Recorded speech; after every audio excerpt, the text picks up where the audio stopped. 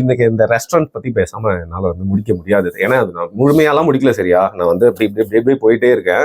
Restaurants பத்தி பேசணும். நம்ம கடைங்க, சாப்பாட்டு கடைங்க வந்து இன்னைக்கு வந்து பாத்தீங்கன்னா உருமாறி போய் வேற மாதிரி வந்து டோட்டலி மாறிடுச்சு எல்லாமே. இதுல night eating culture, food court, இன்னைக்கு நீங்க ஒரு நல்லா பார்க்க பளபளன்னு இருக்கக்கூடிய கிளாஸ் போட்ட ரெஸ்டாரண்ட்ஸ், அப்புறம் வந்து கெஃபே எல்லாமே வந்து பாத்தீங்கன்னா டோட்டலி உங்களோட ஃபுட் அப்படிங்கிற அந்த சிஸ்டமே வேற மாதிரி மாத்தி வச்சிருக்காங்க. அது வந்து உங்க வயிற்றையும் சில நேரத்தில் நிரப்புறது இல்ல, காசை காலி பண்ணிடுது. But those foods are like promoted வேற மாதிரி. இப்போ வந்து நம்ம வீட்டுல எல்லாம் வந்து பாத்தீங்கன்னா அப்பா அம்மா வெளில கூட்டு போனாங்கன்னா சாதாரண சாப்பாட்டு கடைக்கு கூட்டு போய் நல்லா சாப்பாடு சாப்பிடுவோம் நம்ம. ஆனா இன்னைக்கு வந்து பாத்தீங்கன்னா ரொம்ப சம்பந்தமே இல்லாத உணவுகள் வந்து ரொம்ப ஃபேன்சியா காட்டி உதாரணத்துக்கு கொரியன் ஃபுட் வந்து பாத்தீங்கன்னா, ஏன்னா கொரியன் சீரிஸ் பார்த்து இந்த கொரியன் ஃபுட் வந்துருச்சான். இந்த மாதிரி நிறைய விஷயங்கள் வந்துட்டே இருக்கு. ஸோ பேசிக்லி வந்து நம்ம ஏமாந்து ஒரு அழகான இடத்துல போயிட்டு மொக்கையான விஷயத்த சாப்பிட்டுட்டு இருக்கோம் அப்படிங்கறத நீங்க உணர்றீங்களா? அந்த ஒரு பார்வை நீங்க அதை உணர்றேன். இது வந்து நான் ஒரு கல்ச்சரல் ஷிஃப்டா தான் நான் பாக்குறேன். இப்போ முன்னாடிலாம் வந்து நம்ம ஹோட்டலுக்கு எப்போ போயிருப்போம்? ரொம்ப ஸ்பெஷல் ஹோட்டல்னாலே ஸ்பெஷல் தான். நம்மளுக்கு சொந்தக்காரங்க யாராவது வந்தாங்கன்னா, இல்ல ஏதாவது ஒரு ஃபங்க்ஷன் அப்படின்னா, பிரதர் படத்துக்கு போறதும் ஹோட்டல் போய் சாப்பிடுறதும் ஒரு ஸ்பெஷல் அப்படிதான் இருந்துச்சு. ஆனா இப்போ நம்ம வந்து டெய்லி ஹோட்டல் ஃபுட்ஸ் ஆர்டர் பண்றோம். அதை தாண்டி வந்து நம்ம வெளியில போய் சாப்பிட்றதுங்கிறது ஒரு கல்ச்சர் ஸ்டேட்மெண்ட்டாவே மாத்தி.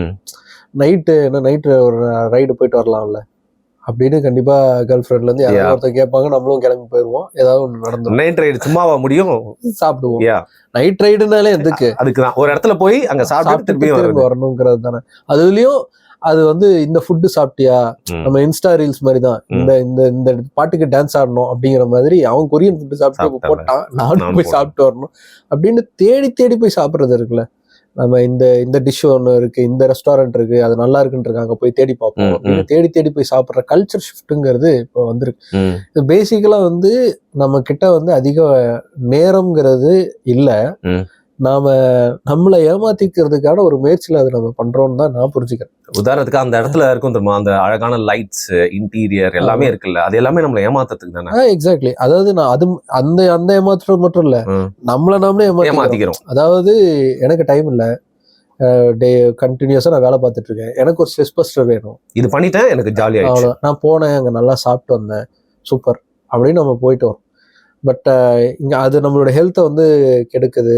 நம்ம அந்த ஃபுட்டை வச்சு நம்ம ஏமாத்திட்டு இருக்காங்க அப்படிங்கறத நம்ம அண்டர்ஸ்டாண்ட் பண்ணிக்கிறது இல்லை. ஓகே, ஸ்பெண்டிங் கெபாசிட்டி, ஏர்னிங்கும் கொஞ்சம் அதிகமாக அதுல அதிகமா நம்ம வந்து இந்த மாதிரி ஃபேன்சி ஃபுட்டுக்கு தான் ஸ்பெண்ட் பண்றோம். ஆப்வியஸ்லி அதுதான் பண்றோம். And we don't regret it. சாப்பிட்டு அதானங்க செஞ்சோம் அப்படிங்கிற மாதிரி நம்மளே நம்ம ஏமாத்திக்கிறோம். அதுதான் சொல்றேனே, இன்னைக்கு நான் போய் இதை என்ஜாய் பண்ணிட்டு வந்தேன் அப்படின்னு, சம்பாதிக்கிறதே என்ஜாய் பண்றது தான். அதுக்கு இந்த நல்ல ஃபுட்டை நான் போய் டேஸ்ட் பண்ணிட்டு வந்தேன், ஓகே அவ்வளோதான். ஃபுட்டு நல்லா இல்லைன்னா என்னப்பா அவனுங்க, நான் போட்டானுங்க நல்லா இல்லைன்னா அவன்கிட்ட போகக்கூடாது, ஒரு போஸ்ட் போட்டு விட்டுருவோம் அப்படிங்கிறதோட முடிஞ்சிருச்சு அது. ஓகே.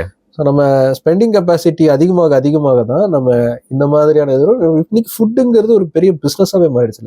நீங்கள் பார்க்குற ஃபுட் கோர்ட் ஆகட்டும், நைட்டில் நீங்கள் போடக்கூடிய ஃபுட் இண்டஸ்ட்ரியல் எல்லாமே வந்து எதுக்கு, ஒன்ஸ் இதில் நீங்கள் பணம் வருதுன்னு தெரிஞ்சிருச்சுன்னா எடுக்கணும். ஆமா. இன்னொன்னு, இது முன்னாடி முக்கியமான ஒரு சில சிட்டிஸ்ல மட்டும் தான் இருந்துச்சு. இப்போ நீங்க வந்து இந்தியாவிலே எடுத்தீங்கன்னா சென்னை, பெங்களூர், மும்பை அப்படின்னு தான் இருந்துச்சு. இப்போ தமிழ்நாட்டில் இருக்க எல்லா சிட்டிஸ்லயும் இருக்கு. பிரதர் சென்னையிலே இப்பதான் பிரதர் வந்துருக்கு. சென்னையில வந்து ஒரு ரொம்ப கன்சர்வேட்டிவான ஒரு சிட்டி, உங்களுக்கே தெரியும். பெங்களூர்னா அது வந்து பாத்தீங்கன்னா ஒரு காஸ்மோபாலிட்டன் சிட்டி. சென்னையில இப்போ வந்து நீங்க சொல்ற மாதிரி டயர் 2 சிட்டிஸ், ஊர்கள், கிராமங்கள்ல கூட இப்போ வரளவுக்கு வந்துருச்சு. இப்போ அங்கேயும் வந்து நீங்க நைட் ஃபுட் கோர்ட்டுங்கிறது வந்துருச்சு. சென்னையிலேயே பல ஏரியாஸ்ல, முன்னாடி ஒரு சில ஏரியால மட்டும்தான் இருக்கும். ஓஎம்ஆருக்கு போனா பல, ஈசிஆருக்கு போனா இருக்கும்னு இருந்தது மாதிரி இப்போ ஒவ்வொரு ஏரியாவுக்குமே அது மாதிரி ஃபுட் கோர்ட்டுங்கிறது வந்துருச்சு.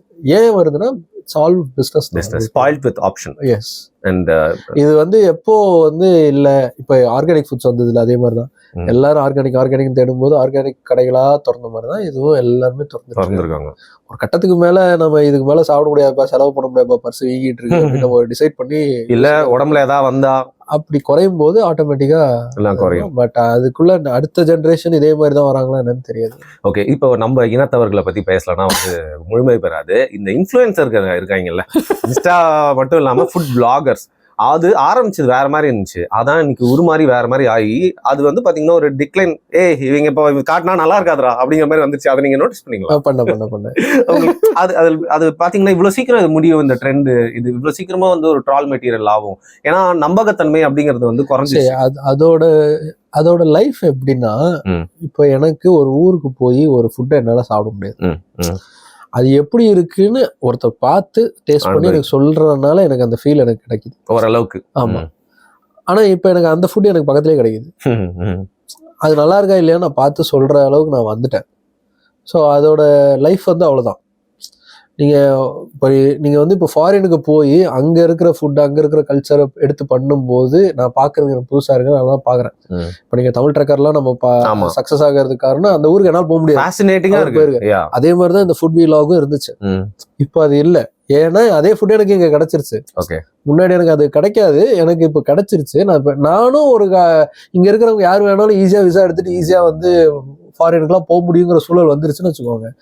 It will not work. இப்போ நீங்க கோவாக்கு செலவு பண்றதுக்கு தாய்லாந்துக்கு போயிடலாங்கிற நிலைமை வந்துருச்சு. ஆமா, ஆல்மோஸ்ட். ஆமா, இப்போ நான் முன்னாடி தாய்லாந்துக்கு போறதே பெரிய விஷயமா யோசிச்சுட்டு இருந்தாங்க. இப்போ தாய்லாந்துக்கு போக ஆரம்பிச்சிட்டாங்க. தாய்லாந்து அப்படியே வியட்நாம் எல்லாம் போய் சுத்தி பார்த்துட்டு வந்தா ஓகே இவ்வளவுதானா அப்படின்னு வந்துடும். நாளைக்கு தாய்லாந்துக்கு போய் தான் தாய்லாந்து அப்படின்னா ஓடாது.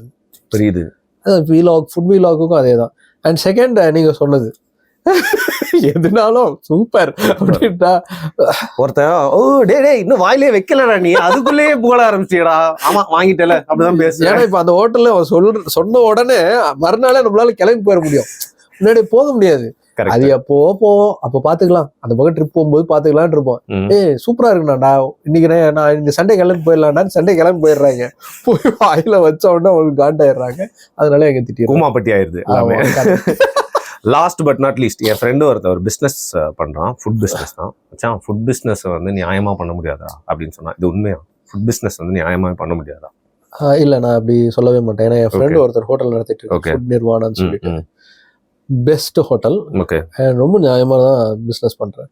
அவரோட எத்திக்ஸ் வந்து என்னன்னா, என்னோட ஃபுட் உற்பத்தி பண்ற காஸ்ட் வந்து எனக்கு அதிகம். நான் அதனால என்னோட ஃபுட் காஸ்ட் நான் அதிகமா வச்சிருக்கேன். அதுக்கேற்ற கஸ்டமர்ஸ் எனக்கு வந்தா போதும் அப்படிங்கிற ஒரு ஃபிக்ஸேஷன்ல அவர் வைக்கிறார். யூஎஸ்பி ஆஃப் ஹிஸ் பிசினஸ் அவர் டிசைட் பண்ணி வச்சுட்டு அதோட இதுதான் எல்லா பிசினஸ்க்கும் வரணும் ஃபுட்டை பொறுத்த வரைக்கும். என்னால வந்து 50 ரூபாய்க்கு பிரியாணி தர முடியும் அப்படின்னா நான் அந்த 50 ரூபாய்க்கு பிரியாணிக்கு என்னால நியாயமா இருக்க முடியும். அப்படி நியாயமா இருக்கிறதா நீ ஆரம்பி, நீ ஏதோ ஒண்ணு யோசிச்சு ஆரம்பிச்சுட்டு நியாயமா இருக்கணும்னா நம்ம ஆரம்பிக்கலாம். ஆனா அது நியாயமா இருக்கணும்னு ஆரம்பிக்கும் போது அவங்களுக்கு வந்து இதுல நம்ம இன்னும் கொஞ்சம் லாபம் பார்த்துடலாம், கொஞ்சம் நம்ம இது இத்தனை நாள் நம்ம வந்து லாஸ்ட்ல இருந்தோம்னா கொஞ்சம் நம்ம அதிகமாக்கலாம் அப்படிங்கிற மைண்ட் செட் வரும்போது அது வந்து எக்ஸ்ப்ளாய்டேஷன் ஆயிடுது. நான் எல்லா ஹோட்டல் இண்டஸ்ட்ரி ஹோட்டல் நடத்துறவங்க நான் சொல்லலை. இன்னைக்கும் வந்து நியாயமா பிசினஸ் பண்ணிட்டு இருக்கிறவங்க இருக்காங்க. என் ஃப்ரெண்டு இருக்காருல்லையே, அது மாதிரி நிறைய பேர் இருக்காங்க. பாதிக்கு மேற்பட்டவங்க வந்து இன்னும் கொஞ்சம் அதிகமான பேர் வந்து இதை வந்து நம்ம எக்ஸ்ப்ளாய்ட் பண்ணலாங்கிறதா இருக்கு. ஒரு நல்ல பிராண்ட் நேம் வந்துச்சுன்னா போதும், அதுக்கப்புறமா நீங்க திருப்பி அதே ஹோட்டல் போய் சாப்பிட்டீங்கன்னா அந்த டேஸ்ட் வந்துங்கிறது குறையும். ஏன்னா வந்துச்சுல போதும் இது அப்படிங்கிற ஸ்டேஜுக்கு அவங்க போயிடுறாங்க. இந்த செகண்ட் வந்து ஸ்மால் ஸ்கேல்ல இருக்கக்கூடிய ஹோட்டல் ஓனர்ஸ் ஃபேஸ் பண்ற ப்ராப்ளம்ங்கிறது என்னன்னா, ஏன் அவங்களால நியாயமா நடந்துக்க முடியல அப்படின்னா, அவங்களுடைய பிசினஸ் வந்து அதிகமா எதை நம்பி இருக்குன்னா இந்த ஃபுட் டெலிவரி ஆப்ஸ் மூலமா. Delivery apps. ஏன்னா அவங்களுக்கு பிசினஸ் அதுலதான். நேரா வந்து வாங்குறத விட இதுல வாங்குறதுங்கிறது ஈஸி. இன்னொன்னு நம்ம ட்ரை நியூ அப்படின்னு சொல்லிட்டு ஏதாவது போட்டோம்னா நமக்கு வந்துருது ரெக்கமெண்டேஷன் விளம்பரம். ரெக்கமெண்டேஷன் இல்லாமலே ஃபுட் ஏதாவது தேடுறீங்கன்னா ஸ்டார் கொஞ்சம் நல்லா இருக்கான்னு பார்த்து புது இது நம்ம போட்டோம்னா. சாரி டு இன்டரப்ட், நான் கேட்கணும்னு நினைச்சேன். இன்னைக்கு நெட்ஃபிளிக்ஸ் எப்படி வந்து ஹோல் என்டர்டைன்மெண்ட் இண்டஸ்ட்ரி கண்ட்ரோல் பண்ணுதோ, இந்த ஆப்ஸ்லாம் நம்ம என்ன சாப்பிடணும், எவன் கடை ஓடணுன்றத கண்ட்ரோல் பண்றாங்க. எக்ஸாக்ட்லி. இந்த கடை தான் வந்து உங்களுக்கு பெஸ்ட்னு திரும்ப திரும்ப வரும். அதுலயும் ரெக்கமெண்டேஷன் ஸ்பான்சர்டுங்கிறது ரொம்ப மைன்யூட்டா இருக்கும். எழுதுற பசியில நம்ம அதை பார்க்க மாட்டோம், டப்புக்குன்னு ஆர்டர் போட்டு போயிடுவோம். 4 ஸ்டார் 5 ஸ்டார்னு இவங்களே கொடுக்குறாங்க. அண்ட் நீங்க ஆப் ஓப்பன் பண்ண உடனே இந்த ஃபுட்டுக்கான ஆட்ஸ் எல்லாம் வரும். அது எல்லாமே அந்தந்த ஹோட்டல்ஸ் யாருக்கு பணம் இருக்கோ அவங்க அதிகமாக ஸ்பெண்ட் பண்றாங்க. ஸ்மால் ஸ்கேல் ஹோட்டல் ஓனர்ஸோடைய ப்ராப்ளம் என்னன்னா, டெலிவரி சார்ஜஸுக்கு வந்து எக்ஸ்ட்ரா போடுறாங்க. அண்ட் ஹோட்டல்காரங்க கிட்டே அவங்க எக்ஸ்ட்ரா வசூலிக்கிறாங்க. பெரிய ஹோட்டல்ஸ் கிட்ட அவங்க இது பண்றது இல்லை. சின்ன ஹோட்டல்ஸ் கிட்ட நாங்க இந்த இவ்வளவு கமிஷன் நாங்க எடுத்துப்போம் அப்படின்னு வருது. அந்த கமிஷனை கொடுத்தாகணும்னா இவங்க ரேட்டை அதிகமா வச்சுதான் வித்தாகணும். வேற நீங்க நேர்ல போய் வாங்கினீங்கன்னா அது கம்மியா இருக்கும். மினிமம் ஒரு 50 ரூபா 100 ரூபாயாவது உங்களுக்கு கம்மியா இருக்கும். ஆனா நேர போய் வாங்கவே மாட்டீங்க. அந்த ஹோட்டல் எங்க இருக்கு அப்படின்னு தேடி போய் நீங்க வாங்குறதுங்கிறது ரொம்ப ரொம்ப கம்மி. நீங்க இங்கேயே ஆர்டர் பண்ணிடலாம் தான் நீங்க இதுலயே தான் ஆர்டர் பண்ணுவீங்க. ஆனா அவங்களுக்கு கைக்கு போய் சேர்றது ரொம்ப கம்மியா தான் இருக்கும். ஸோ ஆனால் வந்து அவங்க அந்த காஸ்ட் வச்சுதான் அவங்க விற்க வேண்டிய சூழல் வரும். புரியுது. அது அந்த அந்த இம்பேலன்ஸுங்கிறதும் இருக்கு. இதை நம்ம கண்ட்ரோல். இப்போ நீங்க 2 பேர் தான் காம்படிஷன்ல இருக்காங்க. 2 ஃபுட் டெலிவரி 2 பேர் தான். அண்ட் நீ அதை எப்படி வச்சுக்க நான் எப்படி வச்சுக்கங்கிற மாதிரி தான் இருக்கு. ஒரு 5-6 பேர் இருந்தாங்கன்னா இவன் குட் காப் பேட் காப் அடிக்கிறான். இவன் 2 பேரும் நம்மள வச்சு நீங்க அது எப்போ 2 பேர் இருக்காங்களோ அதெல்லாம் இப்படி நடக்கும். நீங்க வந்து நம்ம டெலிஃபோன் இதுவும் அப்படித்தானே. டெலிஃபோன் எடுத்துக்கலாம். ஏன் நீங்க பொருட்கள்லாம் வாங்குறீங்கல்ல, அந்த அந்த 2 ஆப் எடுத்தீங்கனாலும் கரெக்டா ஃபெஸ்டிவல் டைம்ல ஆஃபர்னு போடுவாங்க. இருக்கிற விலையை ஏற்றிட்டு குறைச்சு போடுவாங்க. 2 பேருமே அதே தான் பண்ணுவாங்க. இவனோட நான் உங்களுக்கு 5 ரூபா கம்மி, இவனோட நான் உங்களுக்கு 10 ரூபா கம்மி, அப்படிதான் போகும். இவங்க 2 பேர் இருக்கனால. இதுவே ஒரு 5,000 பேர் இருந்தாங்கன்னா நமக்கு ஆப்ஷன்ஸ் நிறைய. நீங்க 5,000 பேர் இருக்கிற எனி இண்டஸ்ட்ரி எடுங்க, ஹெல்தியா இருக்கும் நம்மளுக்கு. அதாவது கன்சியூமருக்கு ஹெல்தியா இருக்கும். Yes exact. நீங்க பிரியாணி எடுத்தீங்கன்னா நீங்க தடிக்குள்ள தான் பிரியாணி கடை இருக்கு. இந்த கடை இல்லைன்னா அந்த கடை, அந்த கடையில் இந்த கடை. நான் போகும்போது எனக்கு கடைக்கான ஆப்ஷன் இருக்கும்போது நான் ஓரளவுக்கு நல்ல பிரியாணி எனக்கு நான் எப்படியாவது பிடிச்சிருவேன். அதே மாதிரி நீங்க எனி இண்டஸ்ட்ரி, இப்போ நீங்க take for example automobile industry எடுத்துக்கோங்க. we have options, a lot of options. நான் இது இல்லைன்னா நான் அது போவேன், அது இல்லைன்னா இது போவேன்னும் போது ஓரளவுக்கு கன்சியூமருக்கு பெட்டரா கொடுக்கறதுக்கான முயற்சியில வந்து இருப்பான். நம்ம தேவைக்கு ஏற்ற மாதிரி கொடுக்கறதுக்கு அவ்வளவு ஆப்ஷன்ஸ் இருக்கு.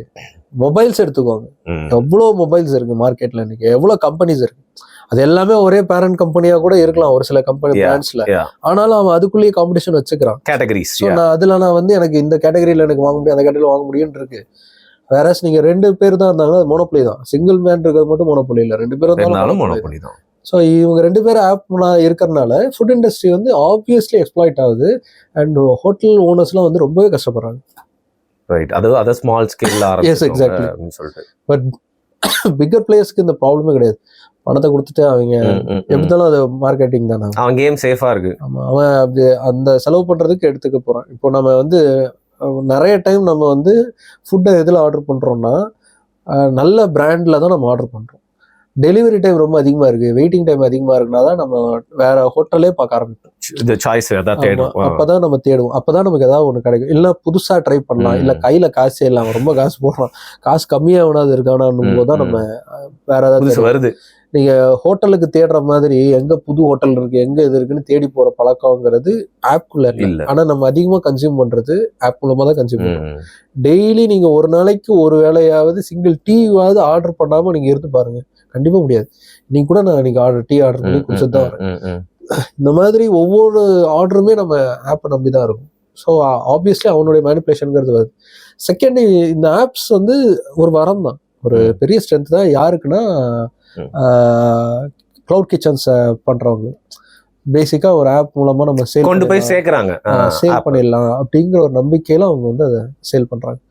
வேற வந்து அது இதெல்லாம் இவங்களுக்கு பெனிஃபிட்டா இருக்குங்கிறத காமிச்சு அதிகமா எக்ஸ்ப்ளாய்டேஷன்ஸ் தான் நடக்குது. ஒரு எக்ஸாம்பிள் சொல்லணும்னா, கோவிட் டைம்ல நான் வந்து அஃபெக்ட் ஆயிருந்தேன். கோவிட்ல வந்து நான் என்னோட ஆஃபீஸ்லேயே தான் தங்கியிருந்தேன். ஸோ அப்போ ஃபுட்டு வேணும், உடம்புல சத்து இல்லை, ஏதாவது ஒரு நல்ல ஹாஸ்பிட்டல்ல அட்மிட் ஆகி நாங்கள் சேனலே அன்னைக்கு அப்பெல்லாம் நடத்தல. அதுக்கப்புறமா நான் ஒரு நல்ல ஃபுட்டு, ஹெல்த்தியான ஃபுட்டு வேணும்னு நான் வெயிட் பண்றேன்.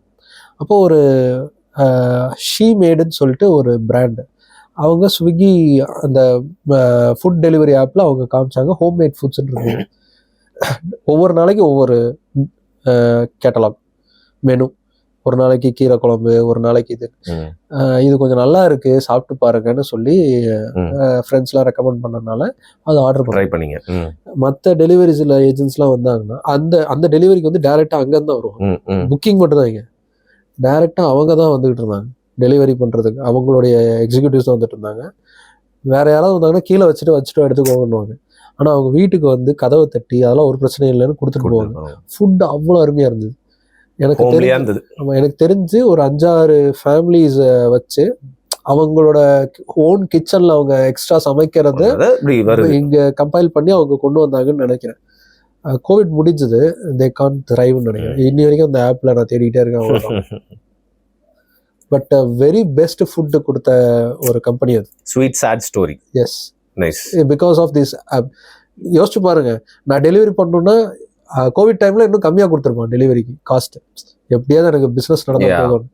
கோவிட் முடிஞ்ச உடனே ஒரு டெலிவரிக்கு நான் இவ்வளவு காசு வாங்கணும்னு சொல்லிக்கிட்டு டெஸ்பரேஷன் போயிடுச்சு. கஷ்டம் இல்ல.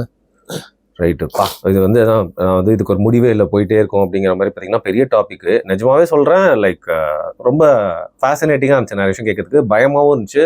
ரொம்ப கேர்ஃபுல்லாக எல்லாத்தையும் பார்க்கணும். ஒரு விஷயம் பார்க்கணும், அதுக்கு பின்னாடி நிறைய விஷயங்கள் இருக்குது. அதுவும் உணவுனா அதை அப்படியே லேசாக டீல் பண்ணிட்டு போக முடியாது அப்படிங்கிற மாதிரி தெரிஞ்சு. ஒரு விஷயத்தை படிக்கிறது நல்லதுதான், நிறைய படித்து நம்ம மைண்டில் தேக்கிக்கிறது. பட் அதை வந்து டெய்லி மற்றவங்க கிட்ட வந்து இன்ஃபர்மேஷனாக மட்டும் இல்லாமல் அதில் ஒரு சோஷியல் தாட்டும் இருக்குது உங்களோட கான்டென்ட்டில். அதை வந்து என்னோட சேனல்லையும் என்னோட விருப்பத்துக்கு ஏற்ற நீங்கள் வந்து சொல்லியிருக்கீங்க. ரொம்ப இன்ட்ரெஸ்டிங்காக இருந்தது. Thank you so much for coming. Luck permits நம்ம ஃபியூச்சரில் வந்து இந்த மாதிரி ரொம்ப முக்கியமான டாபிக்ஸ்க்கு தான் மீட் பண்ணி கண்டிப்பாக பேசலாம் வரும். Thank you so much. Thank you so much for inviting me. Nice meeting. நன்றி.